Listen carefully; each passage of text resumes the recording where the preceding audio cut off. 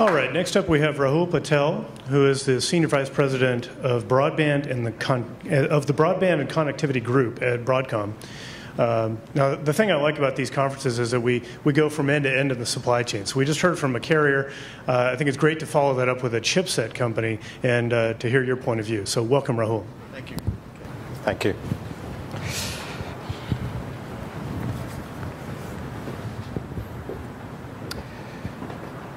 Good afternoon, everybody. I think we'll start off with a video.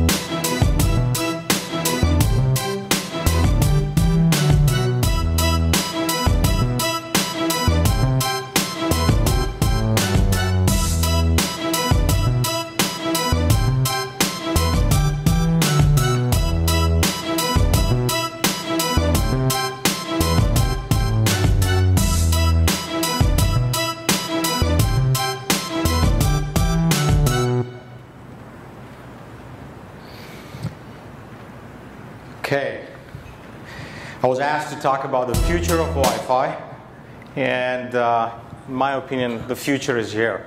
A lot of the products that you see here in this video, they are in many of our homes. A lot of wireless connectivity. I think Wi-Fi is going to be a big component of our homes, not just for the access that we have today, but servicing all the other things that take life productivity to a newer level than we have experienced thus far, and that's Wi-Fi. I was talking to Tom and others before I got up here. One big thing, that I heard, and it's a recurring theme from across the industry is, and it's something that when I talk to my son, I said, "What's most important to you in your life?" And I thought it was, now that he's gone through chemistry and bio classes in high school, he would say, "Oxygen." Right? And I said, okay, I was looking forward to making sure that he got what he wanted to get out of his bio classes. But he says Wi-Fi. And I think, I'm sure that's the case with a lot of people at home and everywhere. And you look forward to, when you enter a room, you enter a premise, you're outside, You look for the best possible Wi-Fi connection. And the problem gets compounded. That is the future of Wi-Fi, but is there a solution? And there's plenty of solutions that is being worked around. The issues that we face, not only around Wi-Fi, but other technologies that are in the same spectrum that come and interplay with Wi-Fi. My talk today is all about future of Wi-Fi. I'll share with you what we see from trends point of view, 2 big trends in the presentation.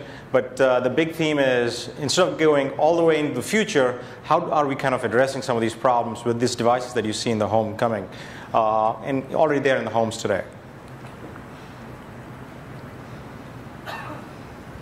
Okay, a bit of cautionary statement. I think they make me do this because there's some forward-looking assumptions, extrapolation of data, so not everything I say can come true. There's a possibility that there are assumptions that may not come true and so forth. And you can read this if you like, maybe in the presentations. Big theme. What is the first big thing that I see in the marketplace? The appetite for video content in the home is just going through the roof, right? Who would have thought that 865 terabits per second are traversing the internet today, right? That's equivalent of 720 million people, 6 billion people on the face of Earth today, 720 million people streaming a high-definition video at the same time. That is what's happening. And this is all going through the internet today, and most likely going into video conference rooms, in the homes, in all kinds of settings where average consumer is experiencing this capability of Wi-Fi. By 2017, it's also anticipated that we'll be talking in terabytes, as annual consumption, or zettabytes as annual consumption, and that's just humongous amount of data traversing the internet. Majority of it, the last 100 meters of it would be serviced by some form of wireless connectivity, more likely Wi-Fi. So, the big thing that, I haven't seen the other presentations, but I saw Tom's, and I know a bit about what Comcast is doing with Xfinity. The big thing that is important in the home is the infrastructure that's servicing your home, right? The router. What are the big things that the router needs to do on a going forward basis, right? And keep in mind, it's not all technology, it's also the consumer, right? It's not just throwing technology at the problem, it's putting in a form that the consumer is able to make use of that technology, right? Speed is key, right? Getting done fast, moving data quickly in a way that does not create latency in experiencing whatever you're trying to experience is key. Range, connecting to your sprinklers in the furthest areas of your backyard is key. You saw that in the video, how important and how productive it is to have some form of connectivity to everything that you would potentially be using in your life, right? And then ease of use, right? Making sure that all the devices that you connect to or are going to be in your home are going to be well connected and serviced in a capacity that makes sense for that device experience, basically, right? What has happened in the world of Wi-Fi, right? Over the last decade or so, the technology has evolved to a point where now you have gigabit speeds, delivered in the home, right? Majority of the access points and routers that are being shipping in the networks today from our operator marketplace, as well as from the retail marketplace like Best Buy, Amazon, Fry's. You see in the North American geography, more and more routers are getting to a point where they are adopting the best in possible speeds, and that's what the consumer is going after. They are not willing to compromise because they know the experience that you get as a result of having the right infrastructure is critical in your home. One data point, talking to some of my friends at top OEMs like Netgear and Belkin, and also talking to Comcast and others in the operator side of the world, the propensity to adopt and spend for the infrastructure in the home is just tremendous, right? The average selling price of a router about 5 years back in North American geography was somewhere in the $70 range, right? Now, in 5 years or so, you're getting closer to $200 a router, right? And for the first time this summer, in in the stores there was a $300 router, and so you can see how the consumer is going for the best-in-class products basically, and the need to kind of get the best-in-class range and speeds service for all the devices in the home. So how do we make use of the bandwidth, right? What has changed? The medium hasn't changed a whole lot, right? So we go into this mode of deploying a lot more devices. Do we have enough capacity? Do we have enough of the unlicensed free spectrum to work with, which is what the consumer comes to expect, right? And there is 2.4 gig, right? There's a lot of things happening in the 2.4 gig band. Traditional Wi-Fi was all in 2.4. There was very little in 5 gigahertz. Then came 11AC, or what we call as fifth generation of Wi-Fi, 5G Wi-Fi. And then we see some other spectrums, unlicensed spectrums opening up, 60 gigahertz, 600 megahertz spectrum, 900 megahertz spectrum, and newer technologies coming into play, which would also help us kind of service a lot more wireless connected devices in the home. Wider bandwidth is just this is a freeway analogy, right? I mean, and many of you probably have experienced by now or this week how Silicon Valley freeways are, and so it's just like putting more lanes, right, on the freeway, right? We had 120 megahertz lane. Now we have up to 160 megahertz of channelization in Wi-Fi available, right? So there's wider lanes available, more lanes available, and so all of a sudden now your capacity in the network goes up. Efficient transmission, so getting from a modulation technique point of view to a point where you're exploring more efficiencies in how you modulate over the air basically, and so going from BPSK type rates that we saw about a decade back to about 256 QAM and even higher order of modulation on a going forward basis. So greater efficiency. So these are the things, baseline technologies that are going to be deployed in more and more products on a going forward basis to see better bandwidth utilization as we go forward. Range is critical. Right? The ability to seamlessly service every device at every corner, not of the home alone, but in the entire yard as well, is going to be critical. Right? So how do we improve the range dimension on a going forward basis, or we see some happening already? Ability to kind of minimize retransmissions as much as possible, deploying certain block coding schemes that ultimately help you improve realization of the data at the other end in a more effective manner, so they don't have to do a lot of retransmissions, space-time block coding and low-density parity checks are some of the schemes that have been deployed. Creating a way to have a more focused energy, session, beam session, what is known in the Wi-Fi community as beamforming or focused transmission, in my opinion, at a higher level. Having the ability to focus the energy in the direction of the client that's being serviced rather than having a scatter-gather implementation, right? And this is big. This is something that's happening in majority of the newer routers that are being put out there, either access points or gateways from companies like Comcast. And then having the ability to shout a hole further from a distance point, so putting out more transmission output power basically. This effectively gives you a lot more range when you're kind of communicating to further devices in the home. Ease of use is critical. I mean, I put myself in the shoes of my mom, and expecting her to kind of go through the configuration of the network is just a nightmare. And I think it deters her from using the network. And so how do you make it much easier than it is today on a going forward basis is critical from a Wi-Fi. We saw some of these things that Comcast is doing. I believe a lot more of that is happening in the marketplace, but more so that the consumer feels at ease, basically, in terms of how they get to a secured network in a way that does not give them a nightmare in getting onto the network, basically.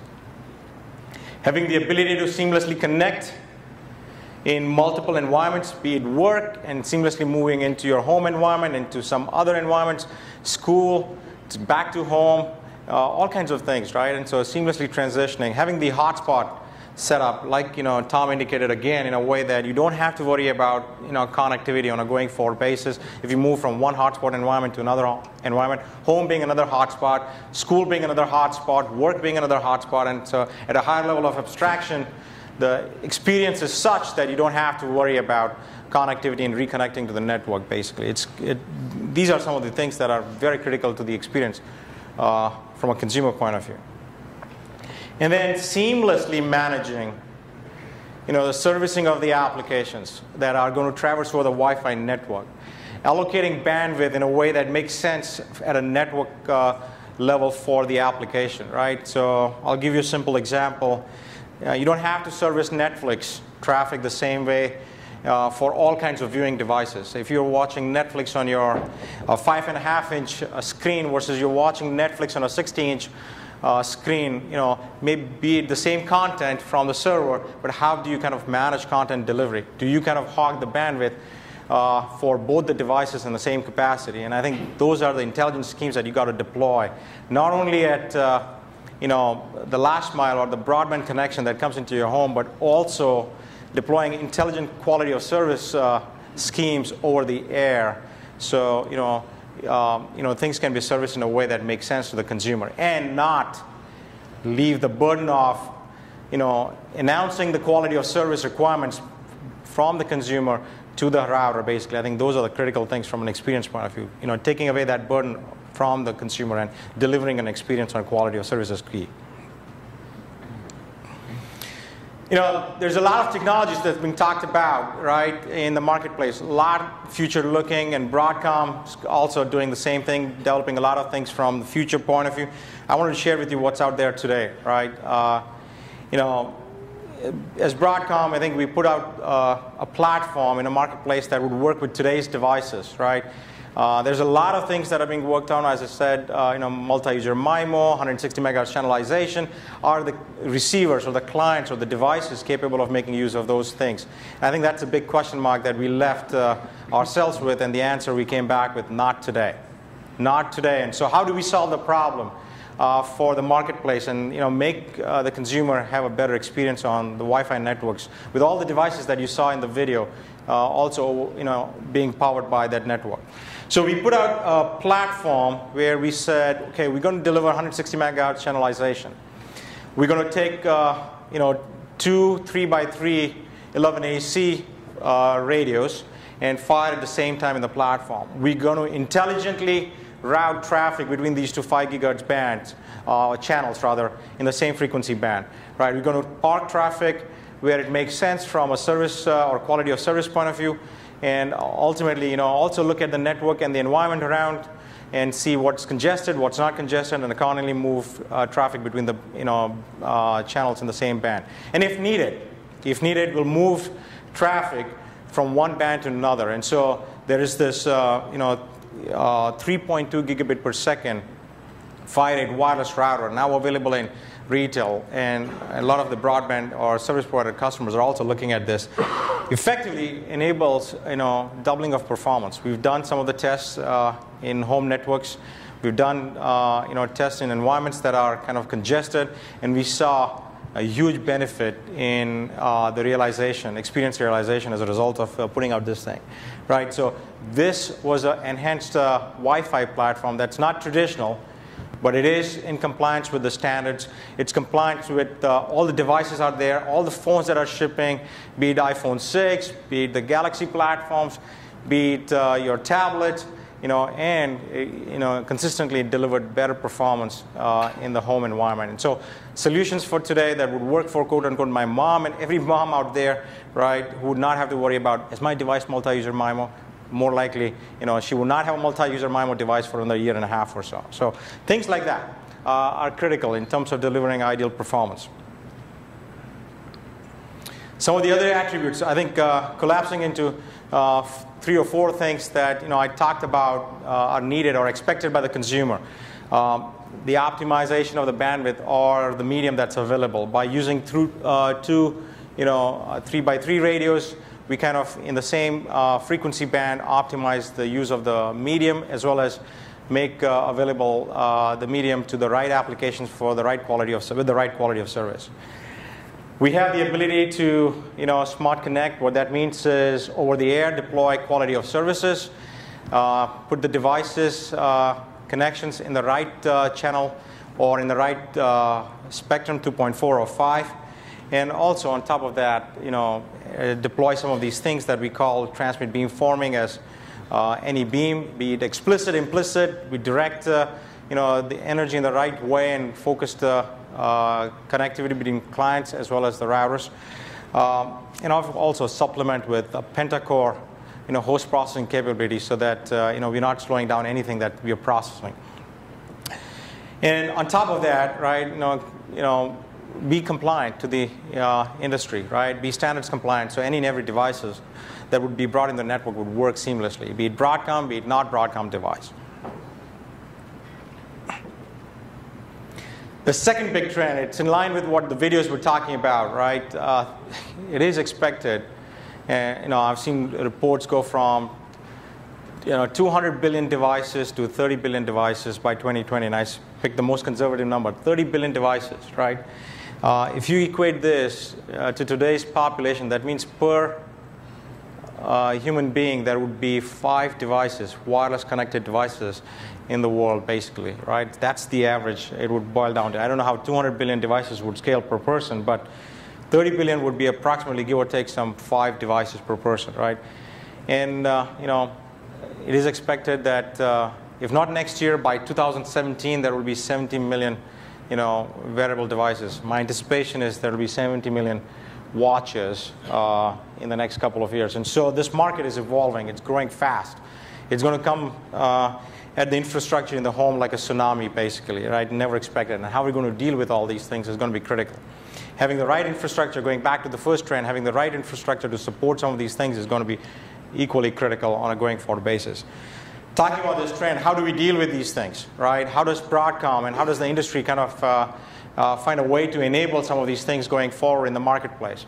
And I think this is all about moving away from networking OEMs, broadband operators who are networking savvy, to companies that are in verticals that would have never embraced networking, and you would think they would not, like people who would put door locks together, right? You would see networking in them on a going forward basis for reasons of security, for reasons of monitoring. Things are going to change dramatically, right? And so, but one thing that is going to be common is connectivity. Connectivity is going to be key. Maybe it comes through multiple wireless technologies, Wi-Fi, Bluetooth, some form of GPS, sensor technology, some form of near field communication, right? And other things, maybe 600 megahertz spectrum technologies, TV white space, 11AF, 11AH, 900 megahertz, all kinds of things. And you'll see the air getting fairly congested. And how do you kind of also support some of these devices to be enabled to deploy these technologies is going to be key. What are the things that you're going to look for? You're going to look for operation over a coin cell battery, right? So low power capability is key. Cost, you don't want to be cost prohibitive, right? Again, you want to kind of have the door lock cost exactly the same. You want to have the smoke detector or the thermostat not be outrageous in the cost, basically, dimension, right? You want to kind of fit in the footprint that the device can afford, right? You don't want to have a footprint that's, it's going to be prohibitive from a consumer adoption point of view. Certain unique capabilities, right? And all of these things ultimately translate into connectivity in a form factor that has never seen before. When I say form factor, not only just size, but the power dimension, the cost dimension, all those things combined, basically.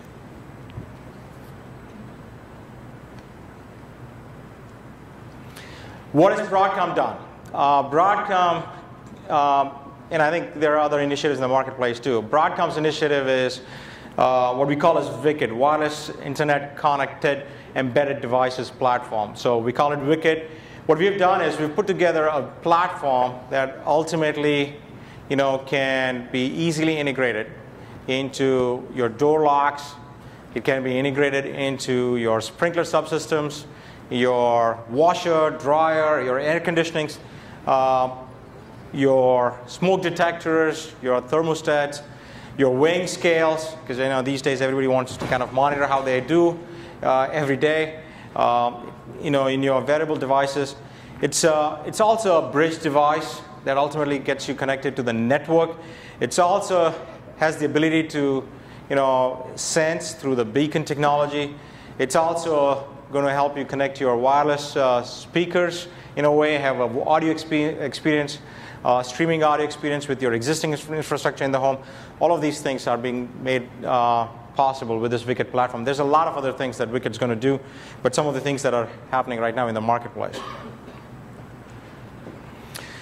And some of these devices I talked about that are already there with one or other form of Wicket technology.